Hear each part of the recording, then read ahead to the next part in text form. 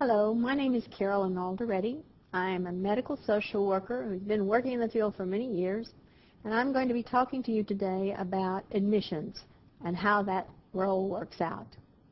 The role of the nursing facility's admissions staff is first and foremost to listen to the family members and/or the potential resident as they share their concerns and care needs.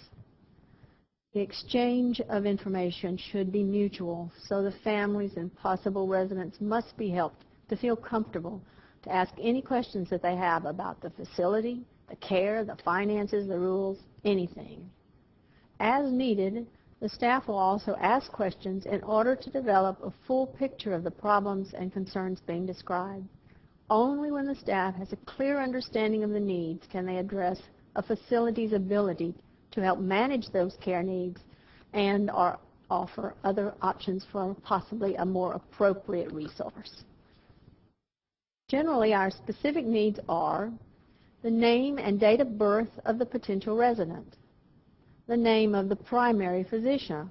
Has the family or resident discussed with him the plan for a new living arrangement, and does he agree? Has the doctor indicated that he will manage the potential resident's care in the facility? What are the medical problems that he has identified, and what is the family's understanding of the possibility of recovery? What is the level of function of the potential resident? Can he or she walk alone, stand alone, bathe independently, feed themselves? And if they've just been in the hospital or suffered a serious illness, what could they do before that they cannot do now?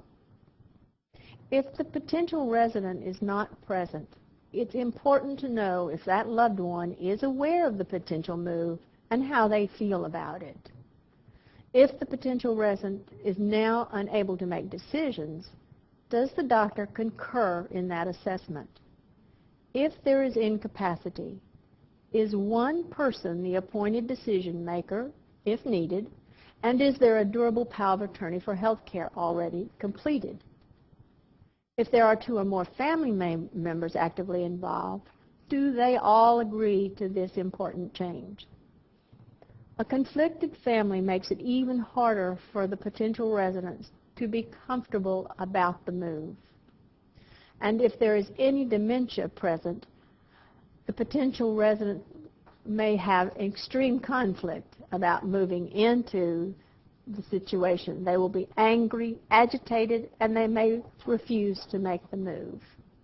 In that case, without a valid power of attorney for the health care, the facility may not be able to accept the patient.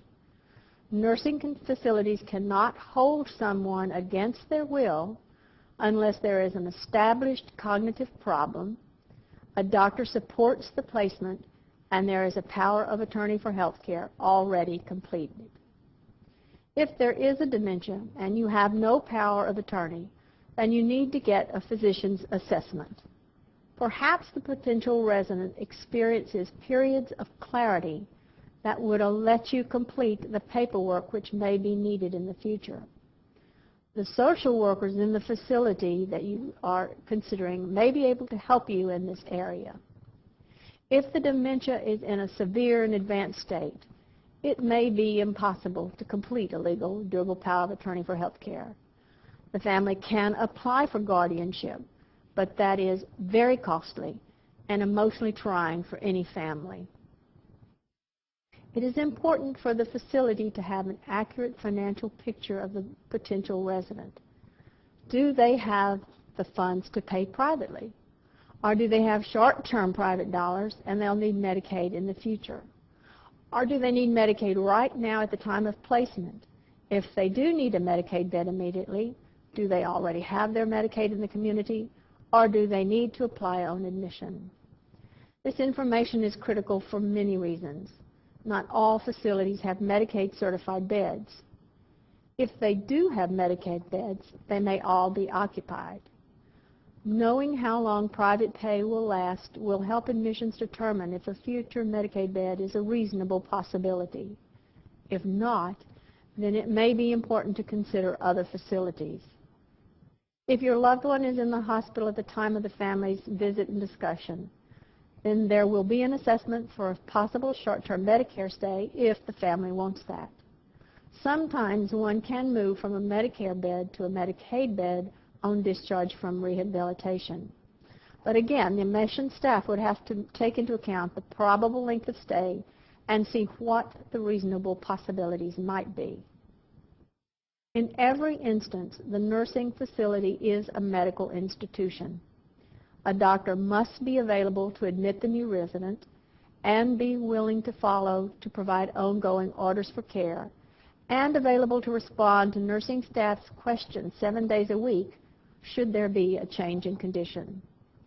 Most new residents would like to continue with their own doctor. Unfortunately, that's often not possible.